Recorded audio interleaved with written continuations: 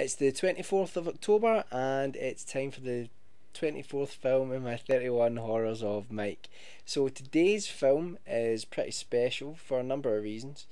It has the distinction of being the only film on this list which is shorter than the actual review. It's also possibly the first ever horror film.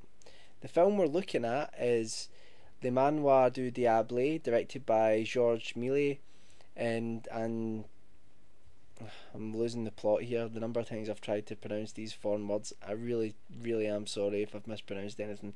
It was released in 1896. It's also known as The Manor of the Devil or The House of the Devil. It's also known as The Haunted Hotel and also known as The Haunted Castle. Incidentally, there is another film from 1897 called The Haunted Castle, which was a sort of copy film directed by George Albert Smith. So don't confuse the two because they're not the same film. I'm pretty convinced though The Haunted Castle from 1897 is in fact a lost film though. So The Manor of the Devil, we'll call it that for now, released in 1896. It was, or it has been considered to be the first horror film, not because of its tone, because when you watch this film it very much is a comedy. It was made for amusement, but what it does have is it has a number of horror conventions and more importantly sort of iconic images which would go on to become inextricably linked to the horror genre. At one point in the film there's a character brandishing a crucifix much like Van Helsing would to Dracula. There are witches, vampires. Many people consider this to be the first ever vampire movie. There's the devil, there are demons, there are ghosts. There's a flying bat which transforms into the devil. So there are a whole bunch of things. There's sorcery, witchcraft, all of that. And you have your protagonist, you have your hero. And although it's only 3 minutes long, so really the entire film is a static shot, as all films really were at the time, a static shot of what looks like the interior of a castle.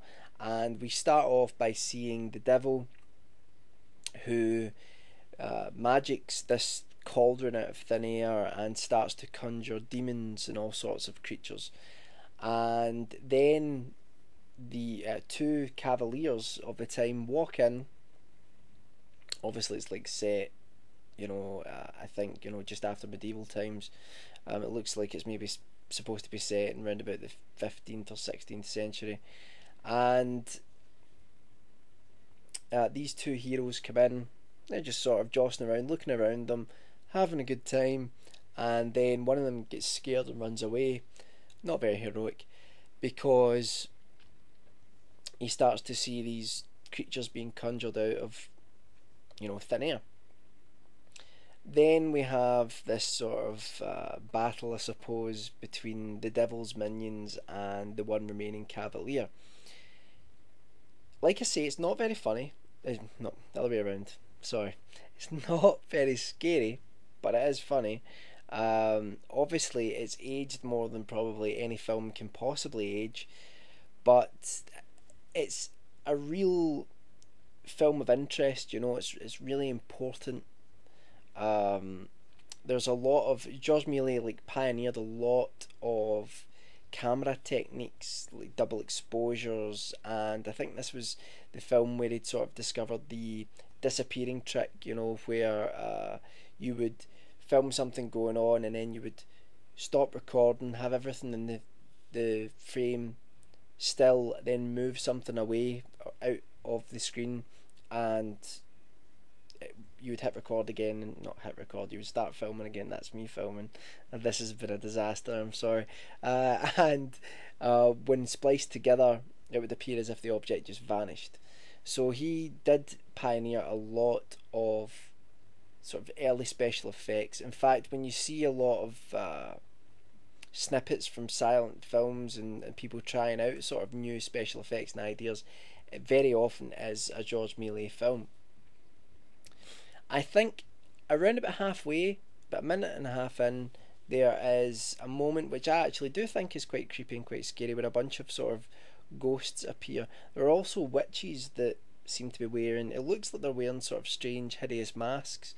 Um, but I'm not entirely sure of that because the version I watched of it, obviously the image quality is quite poor.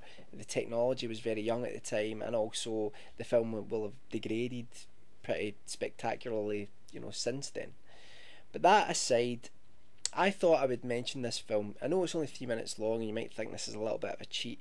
However, when people talk about the silent era, it's very easy to talk about Nosferatu. In fact, Nosferatu was originally on my list. So was the Cabinet of Dr. Cagliari at some point. The Monster, the Golem, the Hands of Orlac. There are a whole bunch of really important silent horror films out there. But I thought it would be interesting to talk about one that not many people know about, and it's 3 minutes of your time to watch, and you can say, do you know what? I watched the first ever horror film, and the first vampire film, and all of that sort of stuff, and it's just interesting to watch. I think anyone who's a film fan, a fan of cinema, and who is interested to see how cinema has progressed, would enjoy watching this. And it happens to be on YouTube, and I'm assuming there is no copyright because at the end of the day, the film is well over, it's nearly 120 years old. So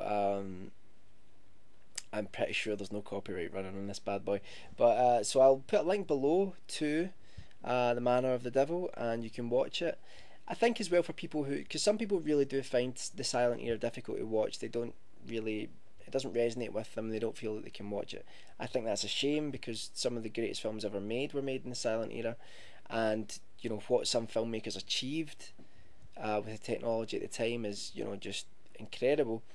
But a film like this, it's 3 minutes, so you're not having to invest a substantial amount of time in it if you don't like the silent era. So check it out.